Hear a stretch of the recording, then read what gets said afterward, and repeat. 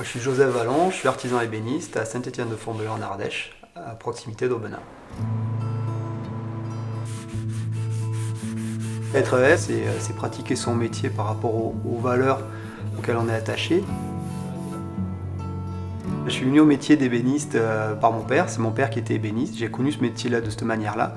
Et j'ai pas souhaité apprendre uniquement ici, donc je suis parti faire un tour de France, des compagnons du devoir. Après j'étais formateur chez les compagnons.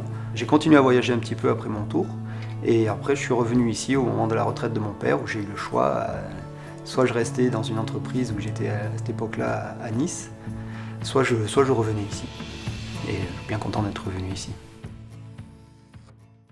La pièce de bois, quand on la prend dans la planche, il est très important de savoir où est-ce qu'elle va dans l'ouvrage. Si on prend au centre de l'arbre ou si on prend sur la périphérie de l'arbre, la pièce de bois ne va pas travailler de la même manière. Donc il est important que des pieds ou des montants de porte soient pris sur quartier. C'est un peu technique, mais c'est comme ça.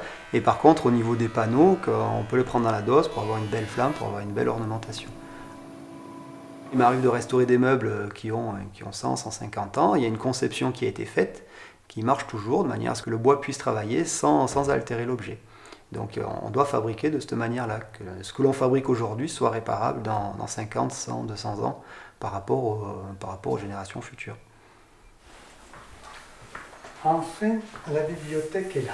Ça y est. On voulait quelque chose de moderne, donc d'associer le bois, on aime le contact avec le bois, mais d'associer avec le fer, c'est quelque chose qui nous... Après on a repris au sol, il y a du parquet en chêne, donc on a repris ce code-là. Et au niveau des portes découpées, on a repris le décor des plafonds acoustiques avec des petits carrés. Et comme ça, au moins, ça s'intègre parfaitement dans l'habitat et c'est vraiment personnalisé par rapport à la pièce. Lorsqu'on homologue un meuble, on fait un livret pour montrer un petit peu les différentes étapes, les différentes phases. Ce livret-là, il permet de faire homologuer au conseil d'administration qui vérifie que le meuble soit fait dans les règles de l'art. Les premières esquisses, les premiers plans. Mais par contre, on n'est pas obligé d'homologuer tous les meubles que l'on fait. Un artisan qui est seul doit homologuer 2 pièces par an. Monsieur Vallon a travaillé dans la famille, donc on a vu des réalisations qu'il a fait chez une belle-sœur. Donc ensuite, on est allé le voir.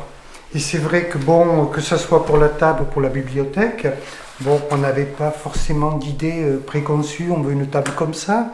Je veux dire, il nous a ouvert les yeux sur tout ce qu'il était capable de faire, donc c'est intéressant. Et puis on a pris du temps pour faire évoluer les 2 projets. Et donc ça aussi également, ça a été très intéressant. Et puis après, il nous a fait patienter un petit peu. C'est pour cela qu'on a apprécié la livraison déjà de la table. Elle est modulable, c'est-à-dire qu'on ne le dirait pas, mais elle s'ouvre par le milieu. Et ce qui permet de mettre des rallonges et puis de manger à 12. Voilà, c'est un lieu de convivialité.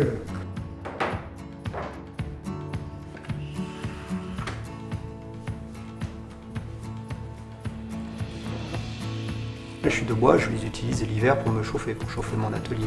Tous les copeaux, ils sont utilisés soit pour du compost, soit pour de la litière pour les chevaux, soit pour les toilettes sèches.